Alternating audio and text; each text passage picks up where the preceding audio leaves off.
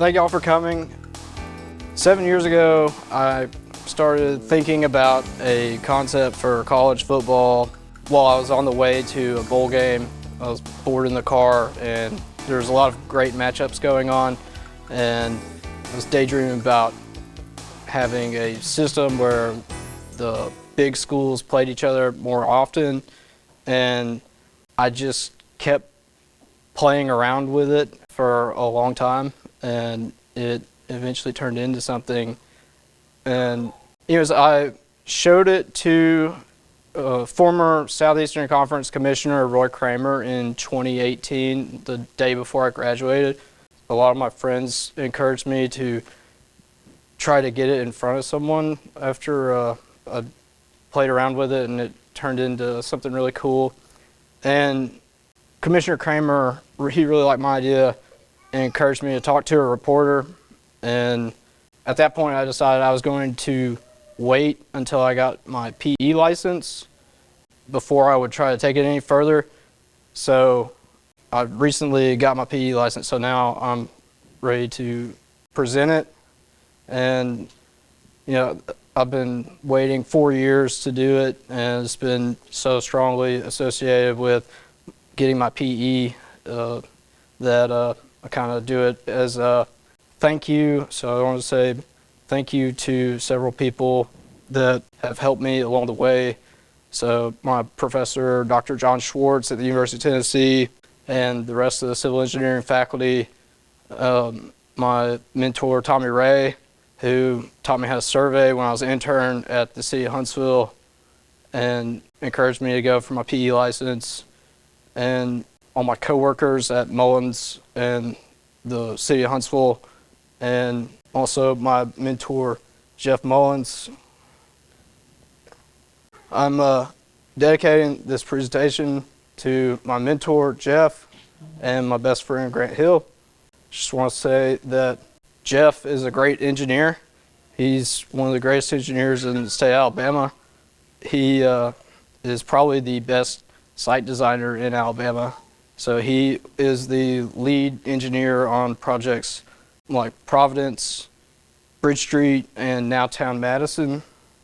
Jeff has been a great friend to me, and he's done so much for me, and my way of saying thank you. And couldn't have a better relationship with my boss. So Jeff, thank you for being my mentor. And then Grant was my best friend. He passed away last year.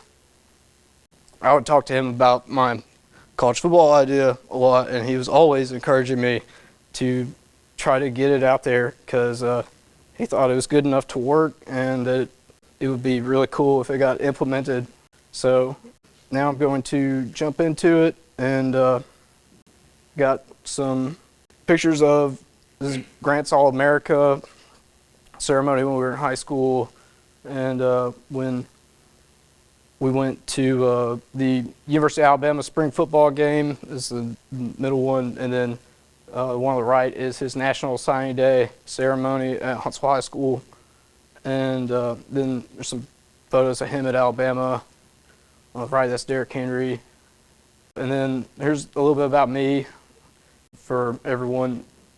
I want to note that working with the Hill family with Grant Hill Mental Health and Sports Clinic that they're starting in Grant's memory to fulfill Grant's dream of starting a mental health center for athletes and young adults. And I'm going to have a flyer with some information about what the Hills are doing with that, in where I'm going to upload my presentation slides. Yeah, I'm a lifelong football fan, and really hope this would be, think this would be a great improvement for college football. Had the privilege of going to the 2022 National Championship game with Hunter Hill, Grant's younger brother. And that's Tommy Ray on the right, one of my mentors. So my grandfather got to be part of something historic when he was in the Apollo program, and I hope this is my turn. The overview of what I'm doing is I'm consolidating major college football to 80 schools, putting it into 4 regions consisting of 20 teams each. Each region has 4 divisions with 5 teams. There are 11 regular season games. So you play 3 cross-divisional games within your region. There'd be 1 protected rivalry outside your division within your region that you would play every year. And then there would be 4 divisional opponents that you'd play annually. So most teams would play 14 games. The 2 teams in the national championship would play a maximum of 15 to 16 games, depending on where they seated in the playoff. So there would be a region playoffs consisting of 6 teams in each region, the 4 division champions, and the 2 wild card teams. Then the division champs would host a playoff game. The 1 and 2 seeds would get a first round bye, and they would host in the second round. Then the teams that miss the playoff, they could have a senior day on the wild card weekend and play teams from the FCS, and all schools would get an additional home game. And then the championship week, all teams within the region would compete for bowl positions against the teams next to them in the region standings, and the champion would advance to the national championship semifinal against the other region champions. So it'd be kind of like the SEC championship. All of the SEC schools would go and play over the course of a couple days against each other, and then they would have the championship. I think that would be a great experience. I think Vanderbilt, Kentucky, and Ole Miss have never played in the SEC championship, and I've always heard that it's a great experience. Last time Tennessee went was in 2007, so it's a really rare opportunity, and I think it would be a great event. It'd be kind of like the college basketball conference tournaments where all fans get to come and watch all 20 teams play each other over the course of a few days. But this concept, it protects many historic rivalries and geographically grouped divisions, and it utilizes a dynamic scheduling algorithm for more competitive matchups. So here's what some of the regions look like. So this is the South, and I've got the Eastern Division that consists of the 3 big Florida schools, Miami, Florida, Florida State, and they're also with Georgia and Georgia Tech. And then we got Alabama, Auburn, LSU, Mississippi State, and Ole Miss. And then Clemson, Kentucky, South Carolina, Tennessee, and Vanderbilt. And in the West, you got Arkansas, Missouri, Oklahoma, Texas, Texas A&M. And each school will have a rival outside their division that they'd play annually. So you get some great games. Tennessee and Alabama will still play every year. Miami and Oklahoma would start playing every year. Texas and Florida State would be a new rivalry. Those schools have never played each other before. So Auburn would still play Georgia every year. LSU would still play Florida every year. Then in the north, you got Michigan, Michigan State, Minnesota, Ohio State, and Wisconsin. And over in the east, you have Cincinnati, Louisville, and 3 schools in Pennsylvania. Then in the central, you got schools in Illinois and Indiana. And then in the west, you have Iowa, Kansas, and Nebraska represented. Then in the east, you have division that's all North Carolina schools. Then you have Central Division that's schools in Maryland, Virginia, West Virginia, and Northern Division that's New Jersey, New York, Connecticut, Massachusetts. And then the Southern Division, I put Air Force in there because Navy and Army are in this region, so I want them to play the other academies more frequently, and figured they don't mind flying. But then got California Division, USC, UCLA, Cal, Stanford, and Hawaii. And then Pacific Northwest is represented with the Washington, Oregon, and Boise State. And then the Rocky Mountains are represented with Colorado, Utah schools, and Arizona schools. And then kind of the several schools from the Big 12 are over there in the Plains division. So you get Texas Tech and TCU and Oklahoma State, Baylor. So you go and take Alabama, for example. Like Alabama would play one of the schools from the Western Division. They'd play one of the schools from the Mid-South Division, and then they'd play one of the schools from the Eastern Division, and then they'd play Tennessee every year, and then they'd play one of the schools from the other regions. And each division, they're guaranteed a playoff spot. So one of these schools is going to host a playoff, and you just have to be better than 4 other programs to be a part of the playoff. So I think that would be really exciting, and it would have the whole country involved. What about Alabama and other? So they are in the same division. They could both make the playoff. One of them could win the division, and then the other one be a wild card, or both of them could be a wild card if one of the other teams in the division had a great year and they all had really good records. So the dynamic scheduling algorithm, teams will be ranked from 1 to 20 within the region based on wins at the end of the season, and the teams will play teams from the other 3 regions with the same region ranking as them. And so all the teams that finish first, they're going to play each other, and the teams that finish last, they'll play each other. And then within the region, their division, cross-divisional games will do the same thing. If we rank from 1 to 5, and teams that finish first in their division will play the other teams that finish first. So you get some really competitive games, and I think it would really do a lot of good for growing the game. So take Vanderbilt, for example. Vanderbilt went 2-10 in 2021, and for the 2022 season, they played 5 teams that finished in the AP Top 25 poll. 2 teams that were in the national championship game, and 1 team, Ole Miss, made it to the Sugar Bowl, and Wake Forest played in their conference championship. I might be wrong about that, but yeah, they're anchored to the bottom.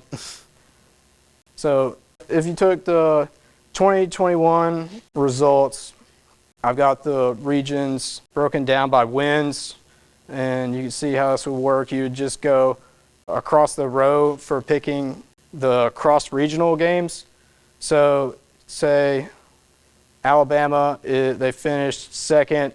Georgia had 14 wins. Alabama had 13.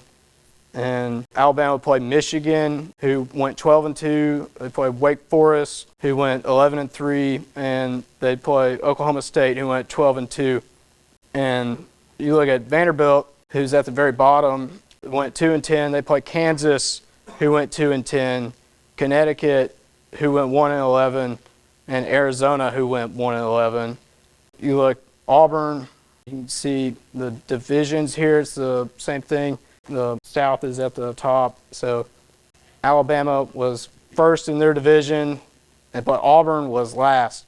So Auburn went 6-7.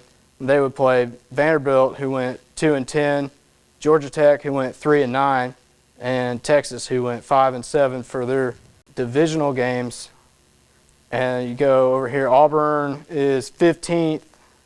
They play Illinois, who went 5-7, Syracuse, who went 5-7, and Cal, who went 5-7.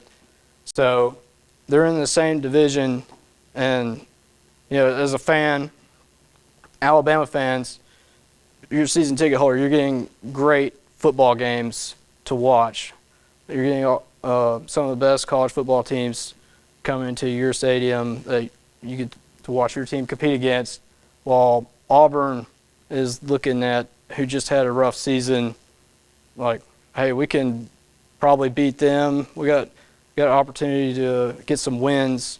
And so the season would progress with the cross-regional games, and then into the cross-divisional games, and then to the annual games. And going into the end of the season, you would have a higher probability of having a really competitive playoff race, and it'd be a more exciting season. So your divisional games, where Alabama and Auburn are playing at the end of the year, could have playoff implications. Yeah, there's a lot of really cool opponents, and I went through here and broke down like each school who they would play based off of last season. So, people can go through here and see what their school would be doing and what their other teams in their divisions and their regions and how it would stack up. And you can see Vanderbilt down here at the bottom. They would still have to play Ole Miss is their interdivisional rival. That's an actual rivalry that's being protected. Even though Vanderbilt's not that great. Still have to play Clemson and Kentucky and Tennessee and South Carolina. So Clemson finished in the top of their division, and Clemson went 10-3. They'd have to play NC State, who went 9-3. Michigan State, who went 11-2. Oregon, who went 10-4. Georgia, who won the national title. Alabama, who was runner-up. And then Oklahoma, who went 11-2. Clemson would play Georgia Tech every year. And then they'd have to play the same divisional opponents as Vanderbilt for Kentucky, Tennessee, and South Carolina. Well, then here's some other divisions. Michigan's probably got the hardest schedule in the country. So the interdivisional rivals, if you and your interdivisional rival finish in the same place in the division standings, you play twice. So Michigan would play Notre Dame annually, and they finished first in their divisions. So they would play in South Bend and in Ann Arbor and have a rematch game.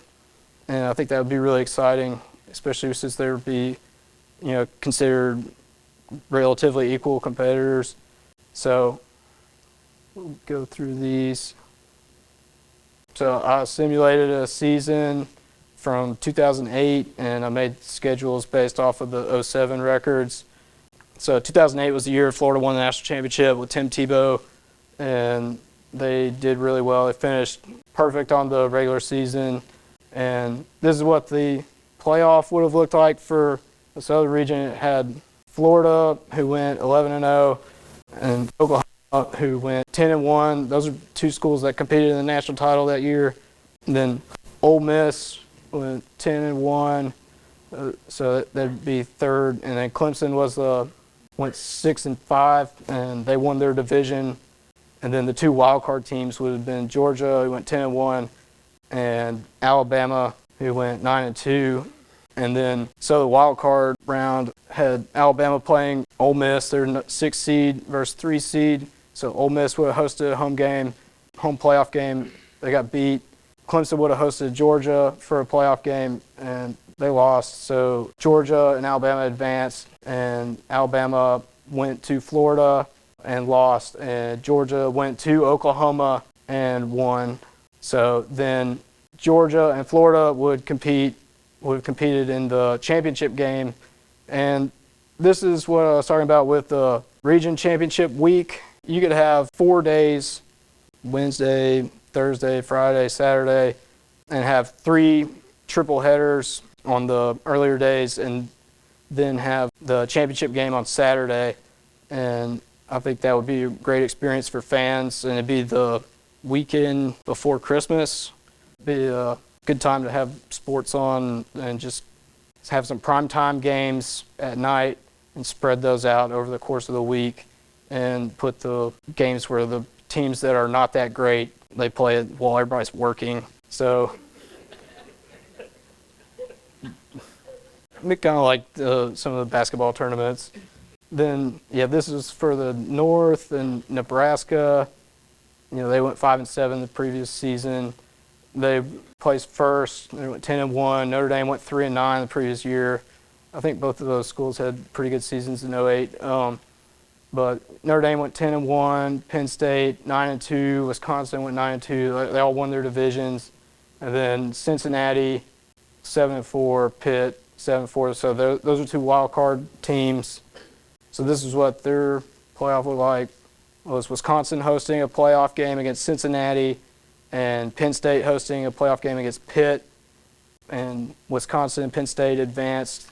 And then Nebraska and Notre Dame hosted playoff games. Nebraska hosted Wisconsin and won. And then Notre Dame hosted Penn State and lost. So then this is what their championship week would have looked like.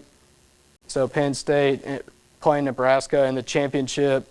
Figure you need to have all of these games somewhere that's an enclosed field with an artificial turf that you can have multiple games played on it and not tear it up over the course of the week. Then, this was the West. So Texas Tech, Boise State, Cal, Arizona all won their divisions, and USC, they went 11-2 the previous season, so they played a pretty tough schedule. They still made the playoff, going 8-3, and Oregon made the playoff. Cal hosted Oregon, and Arizona hosted USC, and both of the wild card teams won. Texas Tech hosted Oregon for a playoff game and won, and then Boise State hosted USC and lost. Then here's what their championship looked like. So the teams that lose in the second round, both the teams that lost in the second round, I have them playing each other in a primetime slot for Friday night game. And then like the Thursday night game would be the teams that lost in the wild card, and then the rest of the teams are the ones who they're all next to each other in the standings, competing for better bowl games. So, and then here's the East. Rutgers, Houston went 9-2. West Virginia 7-4, and also North Carolina, NC State, Wake Forest. So West Virginia hosted a playoff game against Wake Forest. North Carolina hosted a playoff game against NC State, and so West Virginia and NC State advanced it. Houston and Rutgers host playoff games, and they won their games, so they would advance the championship. And Houston beat Rutgers, and so the champions are advancing to the national semifinal. So here's what that looked like. So you have Florida won the South, Penn State won the North, USC won the West, and Houston won the East. Florida won the most games, and then Houston down at the bottom. So USC and Penn State will be one of the semifinal games, and then Houston and Florida. And Florida, Penn State won, and then Penn State beat Florida in the national title game. I think it was like 10 points. Yeah, so that's what a postseason would look like. I think it'd be really exciting. And, oh, forgot. So I think for a good tiebreaker, if the schools have the same record, since their schedules are based off of how good they did the previous season, whoever had the better record in the previous season would have, in theory, played a harder schedule this year. So I think like you would just go with the team that did better in the previous season as a tiebreaker, unless they have a head-to-head. So, that is my concept.